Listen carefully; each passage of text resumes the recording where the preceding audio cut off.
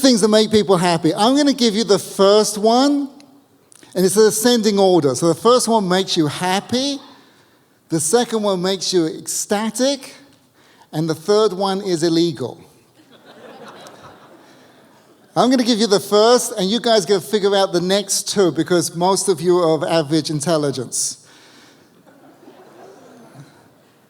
So what I want you to do, take out your pen, high tech here, and write down one good thing that has happened to you in the very recent future, very recent past. Today, maybe yesterday. Just write it down. It doesn't have to be huge. It could be a great cup of coffee. Could be meeting me. Could be this conference, a great idea. One great thing, one good thing that happened to you. Please make it something that you don't mind sharing with the rest of the people on your table. So have nothing to do with the bathroom. I joke about 26, but for someone getting in my age group, that's one good thing can be that one thing, So, but that's not to be shared with everybody else. Okay, so this is going to change the game of how you play life. That's what I want to give you today. So the three things that make people happy. So the first thing is pretty self-obvious. Good things. You win the lottery. Your annoying relative moves to another continent. These are the kind of things that make people happy. What's the problem? They just don't make people that happy. Good things make us happy, it's true. Win the lottery, it makes you happy. It's just we don't realize they just don't make us that happy. Every single person in this room is well within the top 1% of the richest people walking around on this planet. And if I was to leave this room, you'd be in the top 0.5%.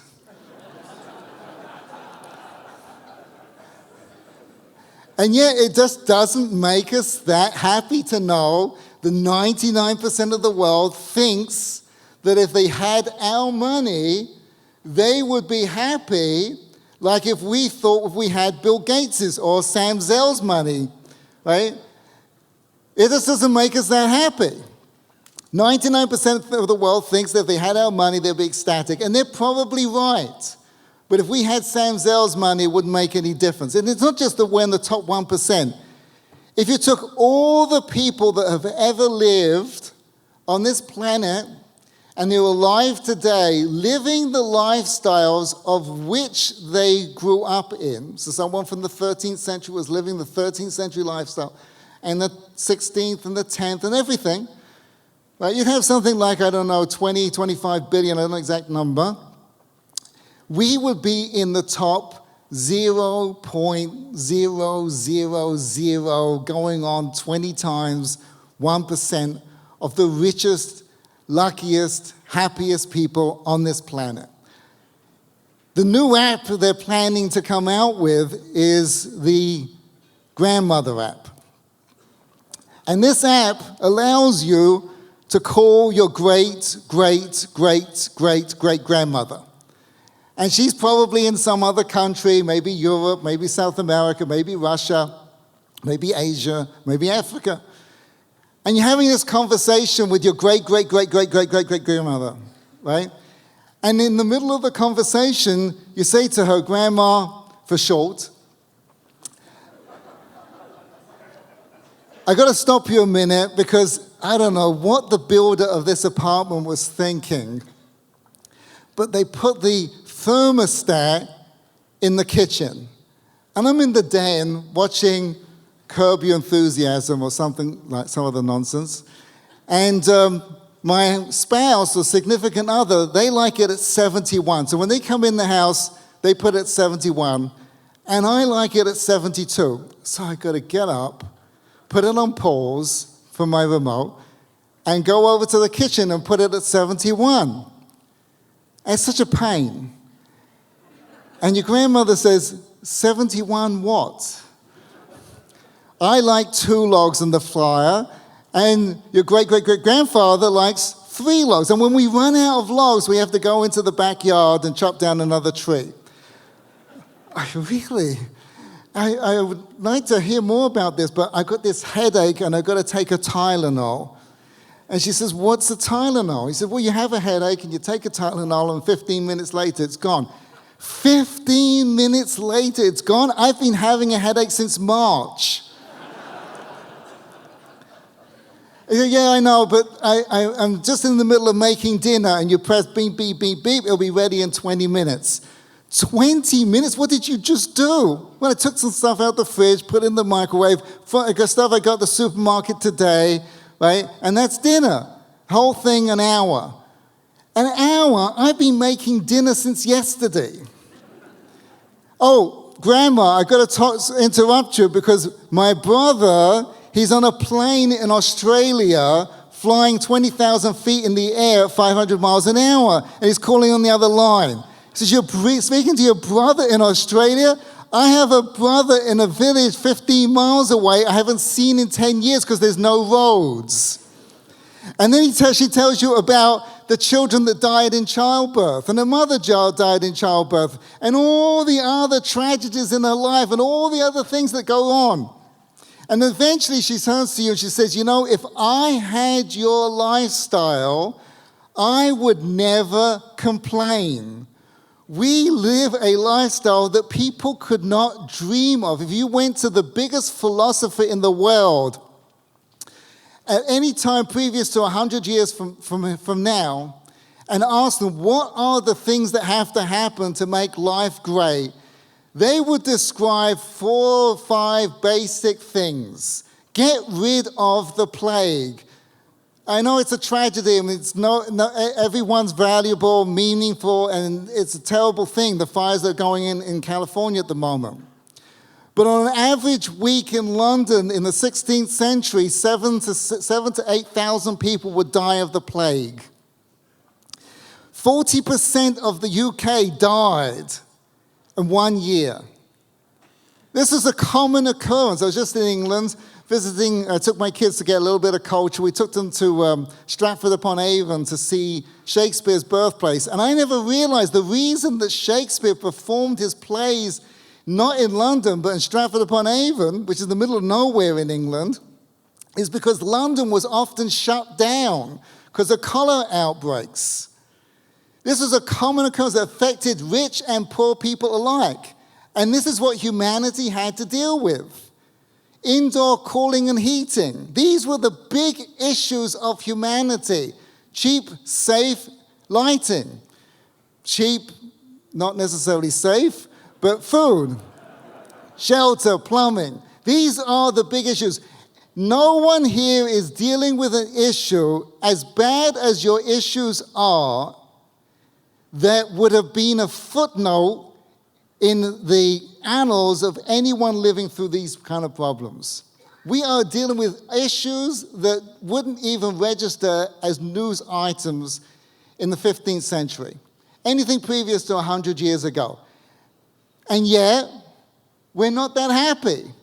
It's not that you have to go to Uganda and see how they live. It is not a problem with our thinking. You can bring up and we will see those videos of how people grew up. Michael Elliott yesterday was phenomenal, homeless. And as much as you hear his story, it just doesn't make us happy. Nothing wrong with that, because human beings are not built to be that happy. Sorry. I know that's going to help. That's going to hurt a lot of psychiatrists' business here. Right? But there's a certain upper limit of how happy you can be. It's sort of like going into the showroom and buying a Bentley. If you do get one for me too. And you love this car so much, you go back next week and buy another one. Right? That's pretty stupid. Having 2 Bentleys is not going to make you any happier than having 1 Bentley. Well, everything we have in life isn't making us that happy, because there's an upper limit of how happy good things can make you. So I've given you the first thing that makes people happy, and that's good things. Now, what makes people happier than that? What's the second thing? It's ascending order. This is magnitude, not just more happy. What makes people happier than that? Go ahead. Oh, wait, hang on a minute. This is a G audience, okay. Okay, so someone says sex. I don't want to get too personal, but is that, you don't have to answer this question, is that a good thing or a bad thing? No one wants to answer that question. Very good thing. So that fits into the first category, right? I said the thing that makes people happy is good things, right? Now, what makes people happier than good things? Go ahead. Anybody? What's that? Relationships. What kind of relationship? Good relationships or bad relationships? Good relationships. So that fits into the first category. Remember, the things that make people happy, ascending order. Good things make people happy. They just don't make us that happy. What makes us happier than that? Oh, who said that? Bad things. Was he joking or is he serious? Very good. Bad things make us happier than good things. Now, I know you're all thinking like, what is he talking about? So let me explain, right? This is Steph Davis. Steph Davis is doing a sport called free soloing. And it's not called free because it's cheap. It's called free because she doesn't use any ropes. This is Kate Rutherford, who's a leader in this movement, climbing the mountain next to Yosemite Falls. The water polishes the rock like glass. Wearing tape on her hands, she has to repeatedly jam them into fissures for ascent. And the obvious question is, why? Like, what Cossacks are chasing you that you have to fly up a vertical wall without a rope? And it's not like humanity finally figured out the technology of climbing a mountain without ropes. You could have done this in the 13th century. You didn't need today to figure this one out. Why is she doing this? And the answer is very simple, because good things make us happy, but bad things make us happier. And the only reason you don't understand this is because the world we live in is built around, the Western world is marketing an idea to be happier, you have to have more good things. And it sells a lot of products. It's just we don't really believe it. It doesn't resonate with us because we're all seeking bad things. We just haven't registered cognitively. And this is a very key point, because as much as you might not do that, you do this. If you have any spare time whatsoever, if I am boring you in any way whatsoever, which is okay, I'm fine. I sell tapes to Insomniacs Anonymous, and I do a great living there. But so that's fine, right? If you have any spare time, what are you doing with that time? You are creating misery for yourself.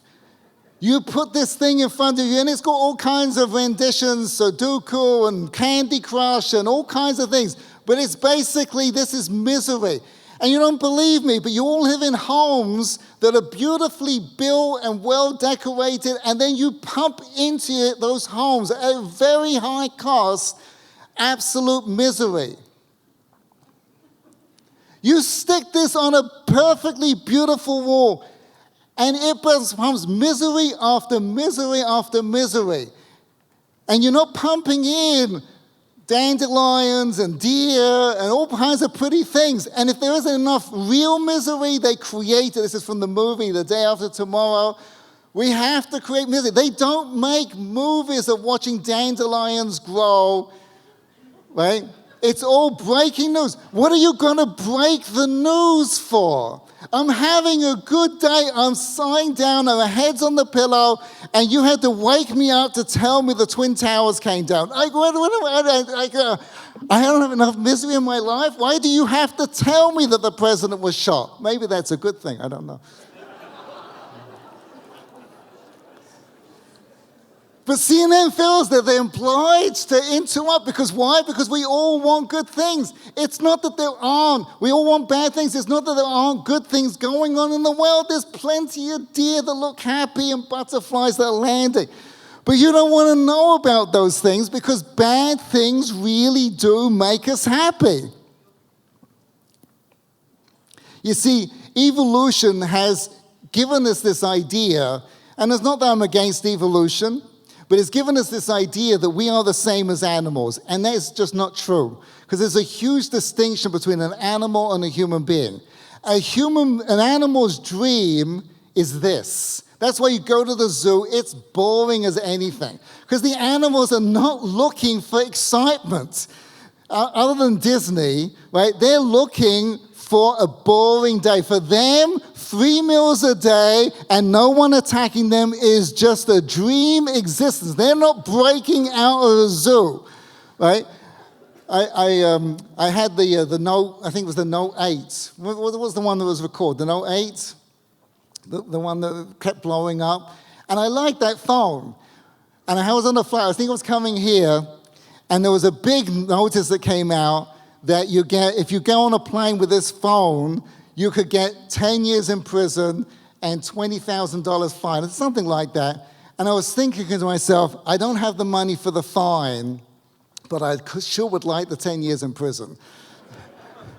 Like, what are they going to give me? They're going to give me some country club. I sit there, I can write all I want, the kids aren't bothering me.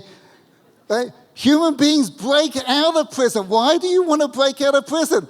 There's nothing wrong going on here, because human beings need misery. If you all won the lottery, you inherit from Sam Zell, whatever it happens to be, what would you do? You go play golf and other misery enticing things like that. What is golf? I'm going to give you a tiny little ball, and you've got to get it into a tiny little hole half a mile away over grass. Oh, and I'm going to give you a bent club to do it. Are you crazy? Oh, it's so much fun. What is it fun? Because it's a really bad thing.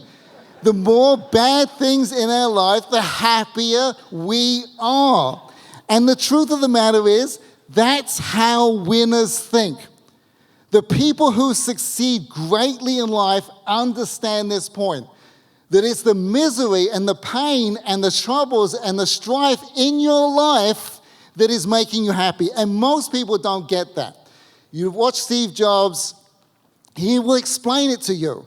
These people love the problems. Sam Zell could liquidate his assets. The truth is, he doesn't even have to liquidate his assets. He could probably live off what is in his wallet for the rest of his life.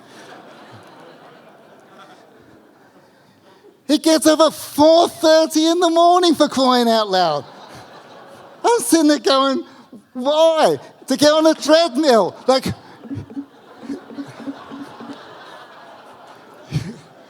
just sit back and enjoy while I feed you grapes.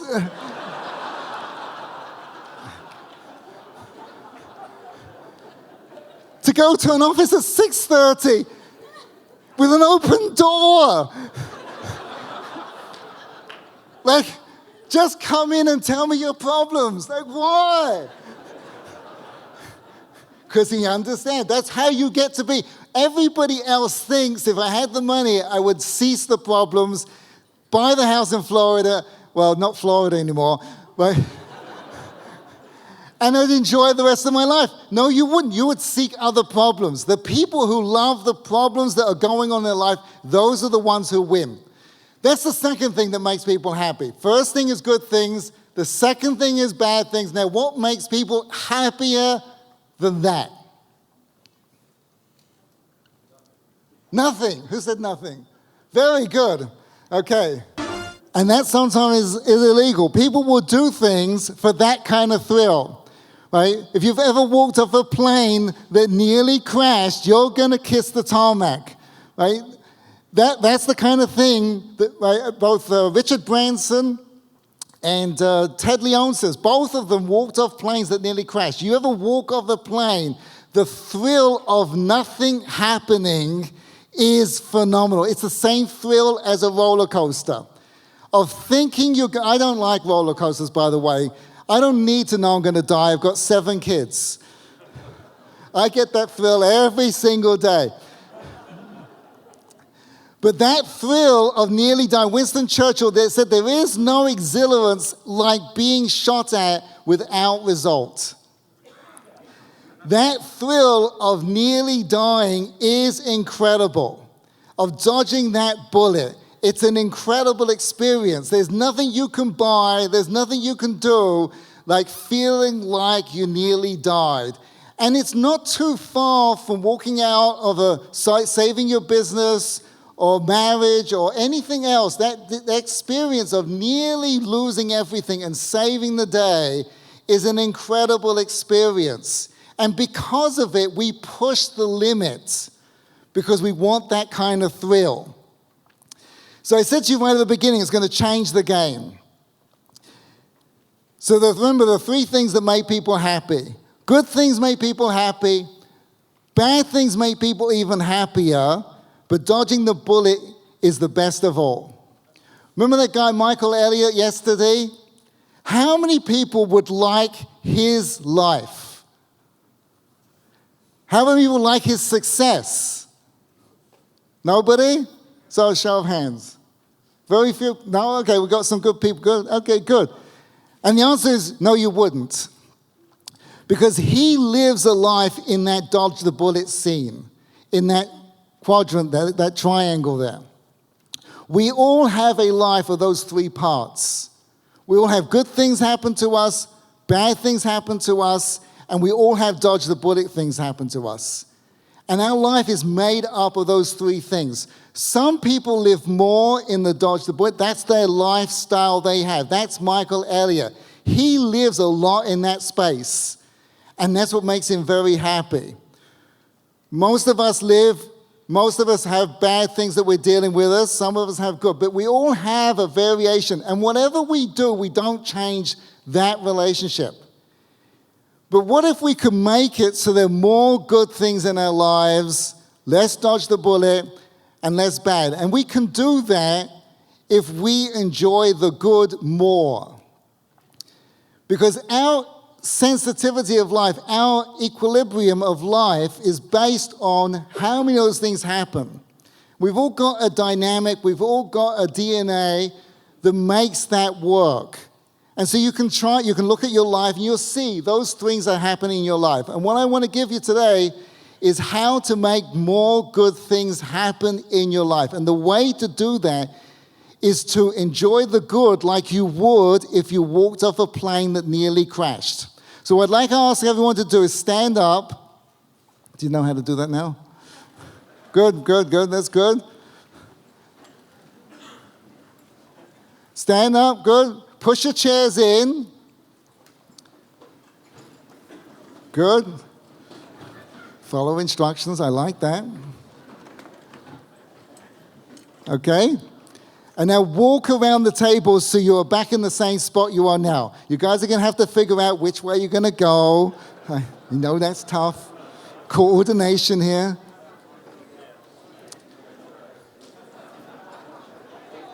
Very good. Very good. You guys are great. We're ready for the army. Okay, now, standing up, I want you to all face the person opposite you on the table. Spread out so you're all facing one person. Odd numbers are going to be two people.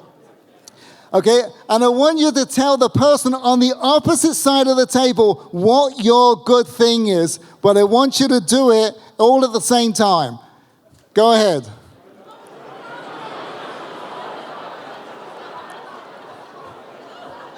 And keep going till they can hear you. And repeat it back. Okay, did that make you feel better about the good thing that happened? You feel better about the good thing that happened, more good things are going to happen. And this is my challenge. You do this every single day for 40 days. It's not going to cost you anything. You don't have to make any fuzzy animals suffer. You don't have to send me a check. You just do this for 40 days, you're going to see your life change. Now, I've only given you part of it. What I want you to do now is take that thing you said, the good thing, right, and walk around the table saying out that good thing. Okay, ready? Go. Come on, let's go. Faster. Louder. Let's go. I can't hear anything. One more time around the table.